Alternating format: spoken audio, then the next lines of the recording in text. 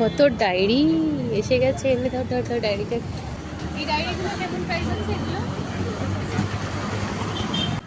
রিলায়েন্স নিপ্পনে যখন জব করতাম তখন আমাদের মর্নিং মিটিংয়ের সময় ডায়েরি খুব ইম্পর্টেন্ট ছিল, তো তখন থেকে আমার হ্যাবিট রয়ে গেছে। হ্যাঁ, ডায়েরি আমি এই লিখি, ডায়েরিটা মাস্ট, তবে কোনো কাহিনী নয়, ডেইলি আপডেট রাখি, প্লাস ফিউচার প্ল্যানিংও করি।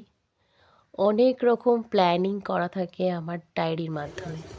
ভীষণ আমাদের মিটিংয়ে এটাই শেখানো হতো, এমনকি সব কাজ মেনটেন হয় আমার এই ডায়েরির মাধ্যমে। ডায়েরিতে যে টাইমিংগুলো লেখা থাকে না, ওটা কিন্তু খুব ইম্পর্টেন্ট। ওটা নিজেকে পাংচুয়াল করতে হেল্প করে। আমি কিন্তু টাইমে টাইমে সব করি, যা যা এখানে লিখি। তোমরাও করতে পারো, তাহলে কিন্তু লাইফটা ভীষণ স্মুথভাবে কন্টিনিউ তোমার মেনটেন থাকবে। দেখো ট্রাই করে।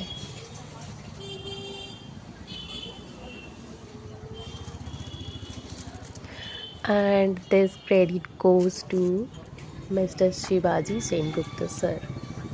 He is my best and best teacher. এটাই বেস্ট, এটা কত প্রাইস? ফাইনালি নিউ ইয়ারের জন্য নিয়ে নিলাম ডায়েরি।